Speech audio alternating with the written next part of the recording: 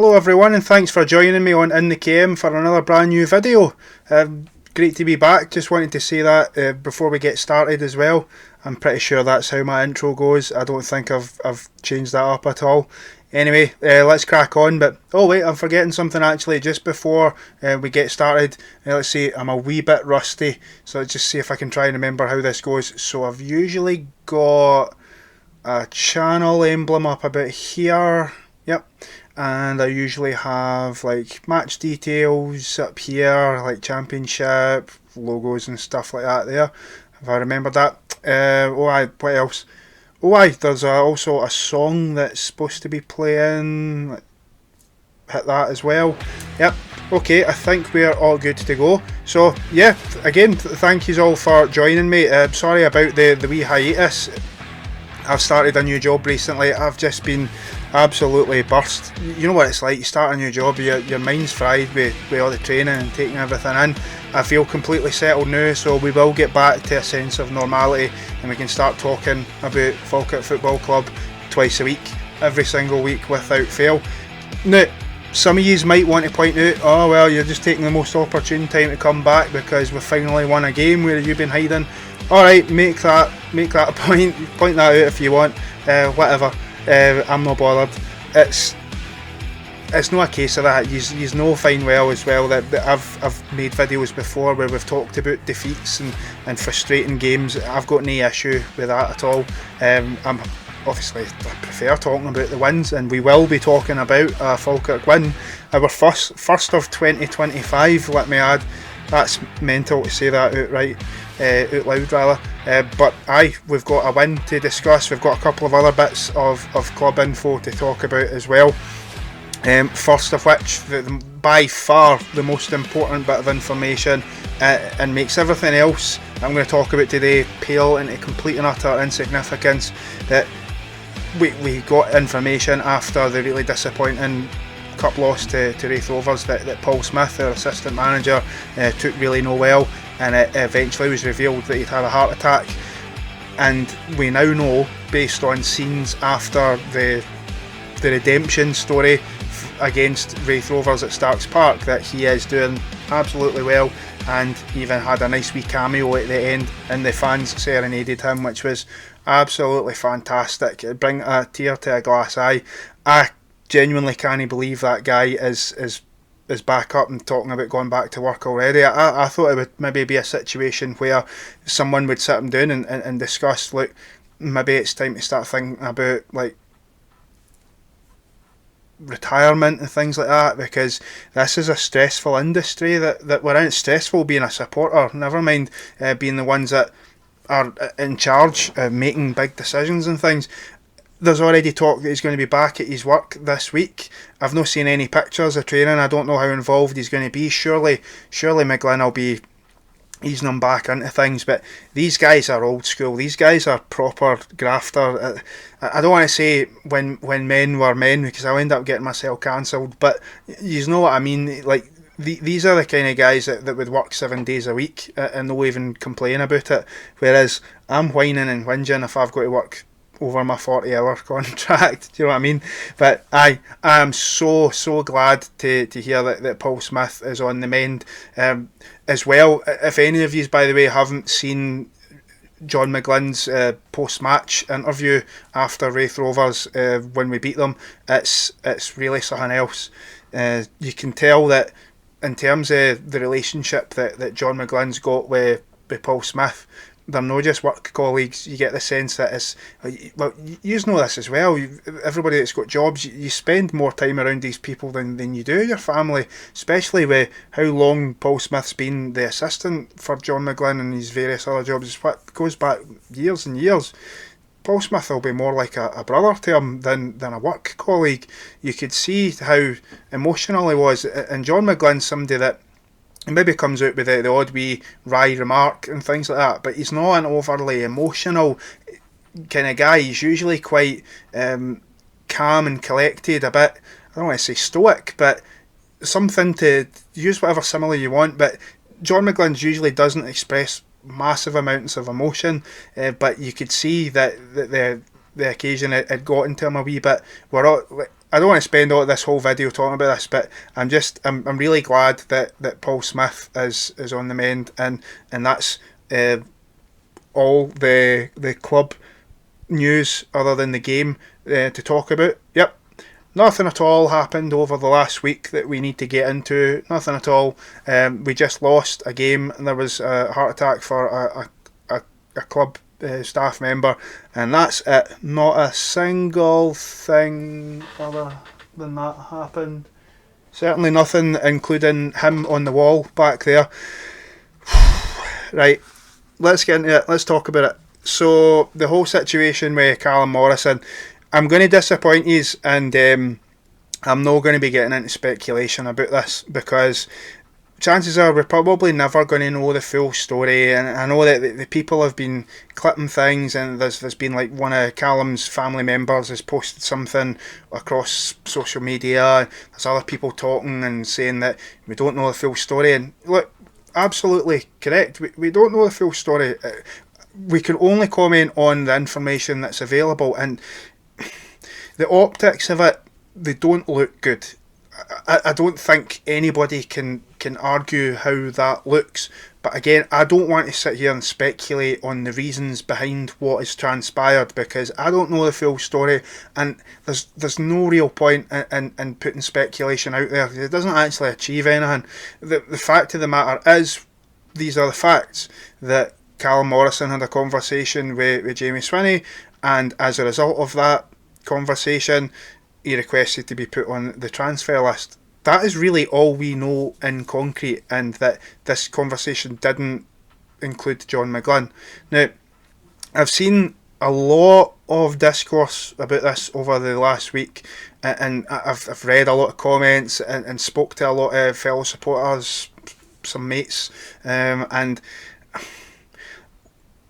here's the thing. I know that a lot of people have turned on Callum Morrison as a result of this, and look, I totally get it, and I'm not saying that you're wrong to feel that way or whatever, but I want to give what my viewpoint on this is. And the truth of the matter, folks, is that I can't bring myself to hate him. I just can't. Like I know I've not been around since like when he first came to the club, so I've maybe not got that same relationship, but I've spoke about the dark times that I've dealt with over the last year and a half, and the season that he had last season, it means a lot to me. I love the guy. That's why he's on the wall behind me. I love Callum Morrison, and I'm really disappointed with how this situation has happened. I feel like the club really didn't need this shit happening with everything else that was going on. The slump of form, the accusations that our bottle's crashing, the no plan B push, and what happened to Paul Smith as well. And it was just like one thing after another. I'm not saying this is specifically my viewpoint, but some people could make the observation that it was almost like putting the boot in.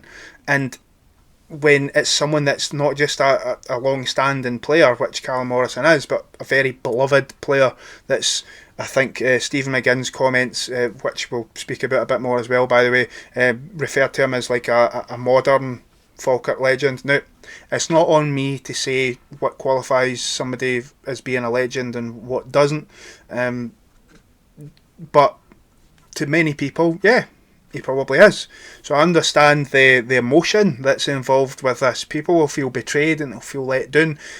Like I said, I'm not going to get into any speculation about that. And I'm not going to be calling them all the bastards or anything like that, because I can't bring myself to hate the guy. If he was to be brought into a game, if he doesn't end up leaving in January, there's no thought in my mind about booing the guy or shouting abuse. I think that, again, that if that's what you want to do, then fine. But I'm always going to support anybody that pulls on the shirt.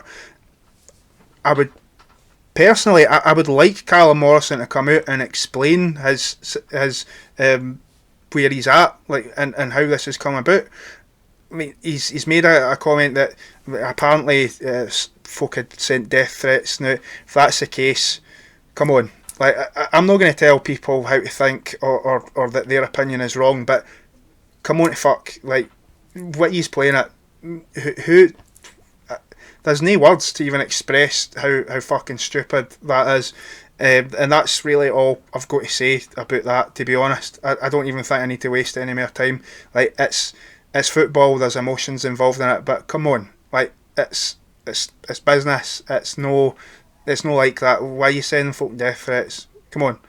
But I don't know what the future will bring, but it was telling that John McGlynn left him out of the match day squad for the game at Starks Park, and this isn't the last time we'll mention about this, but Raith Rovers and their absolutely tin pot social media, because we got an email about, we'll see you at Starks Park, and they put in a wee dig saying, you might be lucky enough to sit next to Callum Morrison.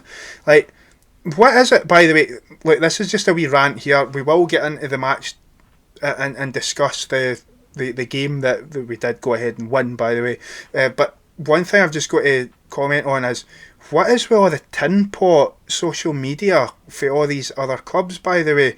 It's like, where's the professionalism? Like, I sound like a crabbit old bastard here when I say this, but like, when we beat teams, you don't see us putting out stupid wee cartoons and saying like, scalped and McGlynn tears and all these wee like petty wee digs and that. Like who's running these social media accounts? Like a 12-year-old. Like that's a disservice to 12-year-olds, because even they're probably more mature than that.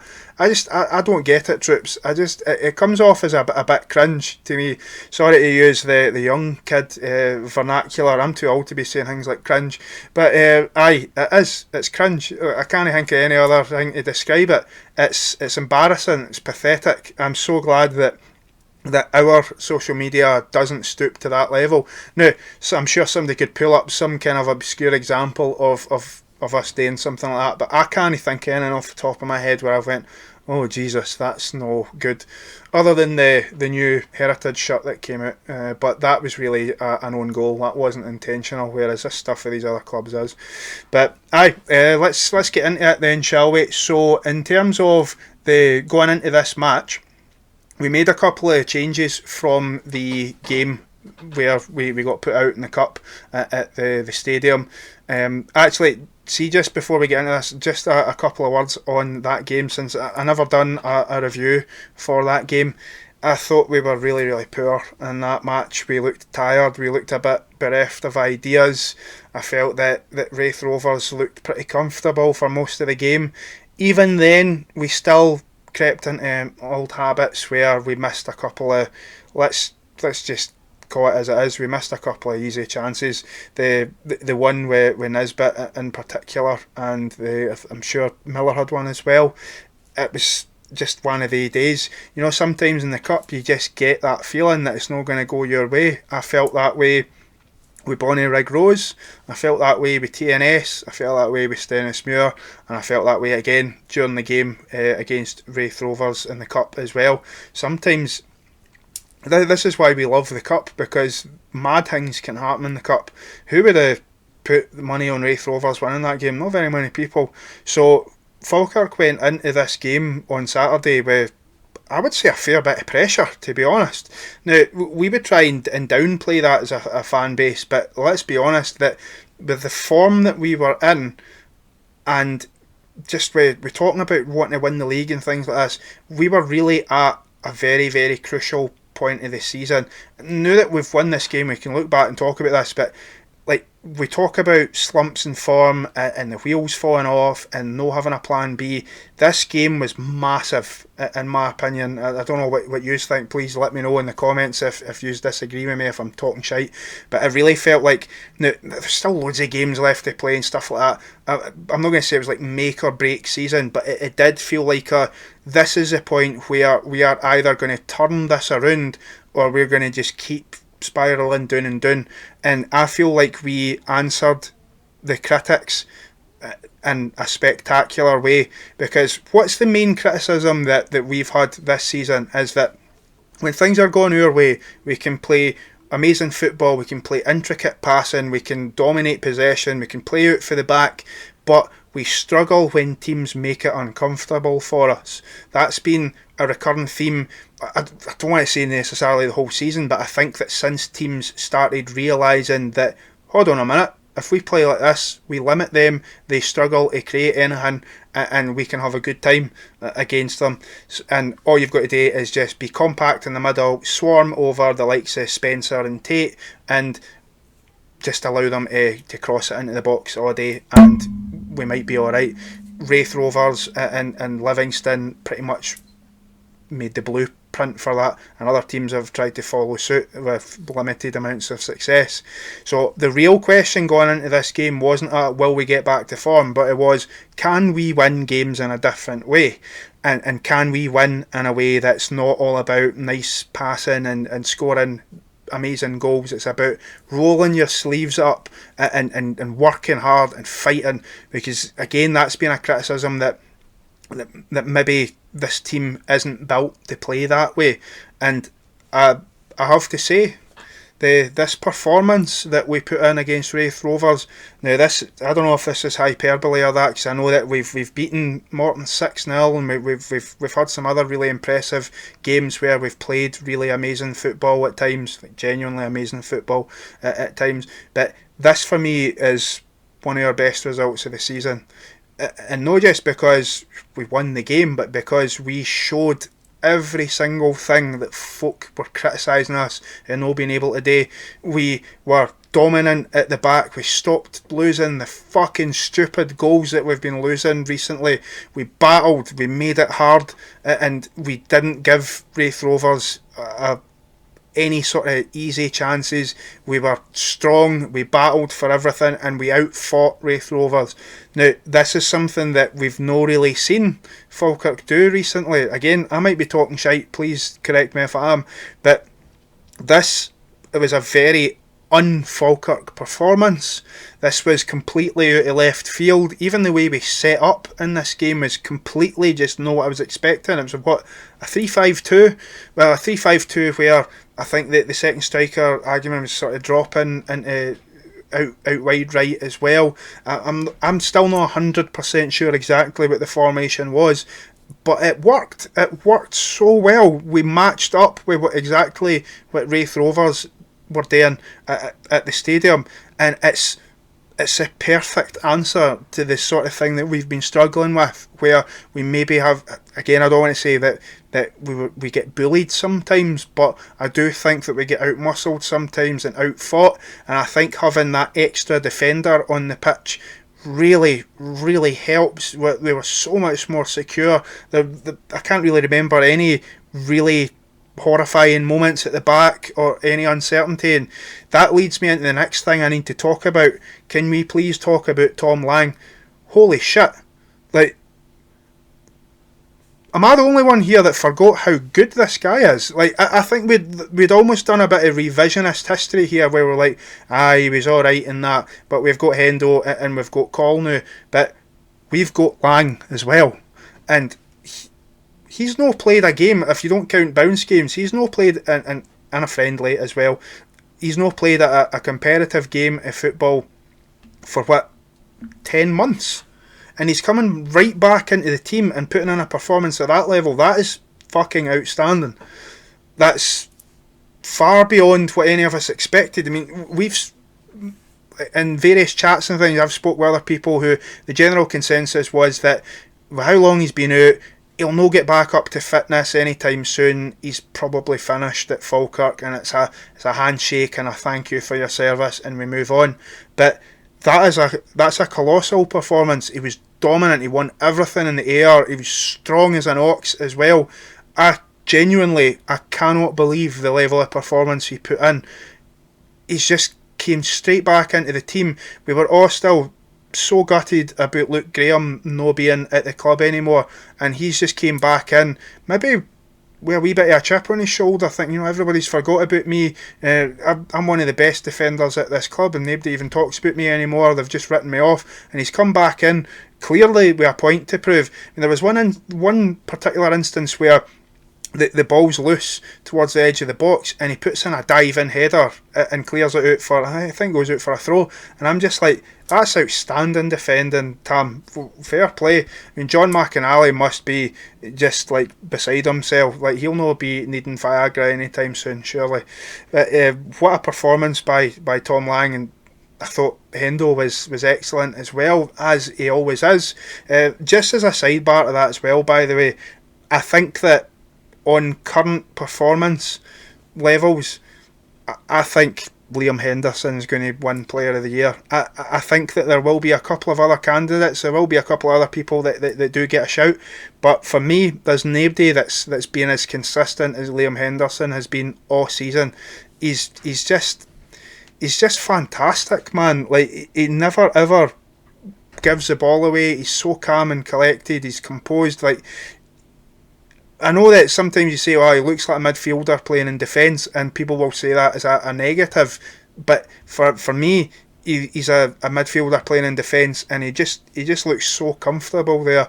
And the pairing in the three with him, Lang and Cole Donaldson, it just worked so well. Considering this is not a setup that we've done before, they weren't getting in each other's road and bumping into each other. They were so organised. It was great to watch as well. Because Mackie dropped out of the team, we put in Calvin Miller at left back, and he had one of his best games in quite a while, actually. I think that this is a great argument for McGlynn, where, right, Miller can offer a certain amount on the right when he cuts in, but there's no denying the boy is so much better on the left, because he is a natural winger. He's no really an inside forward. He can do the cutting in, but you can tell it's not his natural game. He wants to burst past players, hit the byline and put crosses in, and draw fouls, and then maybe cut in when he's at the byline. He's no the type of player that like Callum Morrison is, or even Ethan Ross, who is dynamic and will go left and right. Calvin Miller, and I don't mean this in a negative way, I really, really don't. Calvin Miller stuck to the basics, I thought, on Saturday, but he done them really, really well. He was always an out ball, he was bursting past people, like I say, and gave their right back a really, really tough afternoon, and never gave him a moment's peace, because his drive and his work rate was fantastic. Can't speak highly enough about it. It was a really, really good performance. As well, I thought Ross McKeever, that was his best performance in ages. Really, all the things that we've been saying about players being off form and being off the boil, it's just like everything just clicked like that in this game, and suddenly we were just right back in form. I think that we've got to say that there are mitigating factors that's maybe made that as a result. You know, the players would have been angry and they would have been hurt after losing that cup game. They would have known that they'd let themselves down a wee bit. And then you've got all the stuff that was going on with Paul Smith, the rallying round him and wanting to go and get the result for him, and then possibly even the situation with Callum Morrison has really helped unite the rest of the dressing room as well. It was night and day, troops. It really was. I absolutely loved watching that game of football. Don't get me wrong. I've said that it was about grit and rolling the sleeves up. There was still some really, really nice football played at times, and I'm just loving watching us when we're in full swing. I think that we've had our wobble, and I think that's us back now. I think we'll kick on for here, and we've got I was going to say a couple. We've got 3 massive games at the stadium coming up, and if we can get behind the team, and I don't think it's unreasonable to ask for at the very least 7 points out of these games. But if we can go ahead and get 9 points out of these games, I'll jump on the Wayne train. I'll say it. If we get 9 points out of these 3 games, I think we'll go on and win the league. I do, because we'll be putting a fair wee lead between us and the rest as well, and then motivation, and they might collapse as well. Who knows? But let's not get ahead of things. Just quickly to talk about the goals as well. The header that Hendo scores, it's a great ball played in. Now, Another thing that you can criticise a wee bit about this team of late is that their set piece deliveries have been posh. They have been proper posh, so they have. And where's that delivery been recently? It was a great ball, and the headed finish by Hendo was sublime as well. And for the second goal, I think you've got to give Ross McKeever so much credit here. Now I know some folk were saying that the defence is all over the shop and what's Dabrowski and goal doing, and it's just he's all over the place. But you've got to give Ross McKeever credit here. He chases down a lost cause, and he causes all kinds of problems, and the defence are unsettled and out of position because of the pressure he puts on. The ball gets cleared and it manages to break to Ross McKeever, who's it sounds like a tap in on paper, but he's still got a decent amount to do. He's still got to get it past the keeper. How often do you see players lack composure in these instances and blast it miles over the bar or straight at the keeper? You see it happen all the time. This isn't as easy a finish as folk will make out. He's still got a wee bit today, and he puts it away. And it's that way where, just with how we were already approaching the game, I know people will say 2-0 is a dangerous scoreline, but as soon as that goal went in, that was just immediate relax. We know that the points are in the bag. We are so comfortable in this game that there's no way we go ahead and chuck this. Famous last words, I know. But it was secured. We could relax, and that's where we also saw some substitutions as well. So like Ethan Ross came off for Nisbet, and Arguman came off for Barney Stewart, that's an interesting one, by the way. We kind of played with, I was going to say we played with two up top after that point, because when you seen Barney coming on, and I'm sure the rest of you also expected this as well, that okay, Barney's coming on, so that means McKeever comes off, and then McKeever stayed on, and you were like, what? So it looked like McKeever actually dropped behind Barney, which is interesting, because I don't hate it. I think that with how McKeever, the majority of his best work takes place outside of the box, and with his link-up play and dropping short and things like that, I think this could work.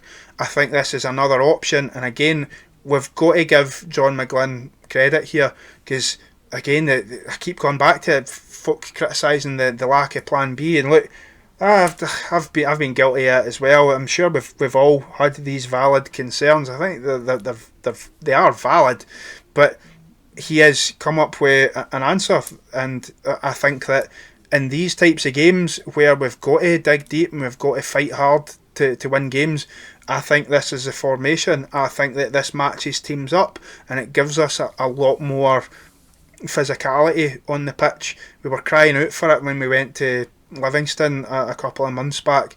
I think that this could have made a big difference, and with the likes of having big Barney Stewart as well, and he's no a wee lad. If you can have him, McKeever, and then the three at the back on the pitch as well, that's a fair amount of height in the team. We should stop losing these fucking stupid goals for corners anyway, that's for sure. I'm all in favour of this. I think this is a really good idea, and I would be more than happy to see no changes at all for the visit of Livingston on Friday night under the lights at the stadium, live on BBC Scotland. See you all there. Just as a sidebar to that as well, I wasn't at the game on Saturday. I had to watch that in the house in France, and I'm absolutely choking to get back to the football. You know what it's like, guys and girls. It's January is about 500 days long, man. I just couldn't afford it. But I will be going to the game on Friday night, and I absolutely can't wait. There's something about games under the lights. It's just different. I was listening to the big Scottish football podcast not that long ago. It's just a wee tangent, by the way, where Ewan Cameron argued that nights under the lights are overrated, and I strongly disagree. Like, there's just something different about games at night time, especially when you know it's on the telly as well. It's great crack. I love it. Can't wait for Friday night. As soon as I finish work, 'cause I work in Glasgow anyway, straight through on the train. Can't wait for it. Absolutely buzzing. If we can get the 3 points, we will be in a really, really good position, especially because we've no we've no fucking beat Livingston this season. I would love to see us answer that slight criticism as well and really kick on for here. Come on, boys, let's go and win this championship and get back to the Prem where this great club belongs to be. Well, I think that's everything. I think we'll wrap things up from here.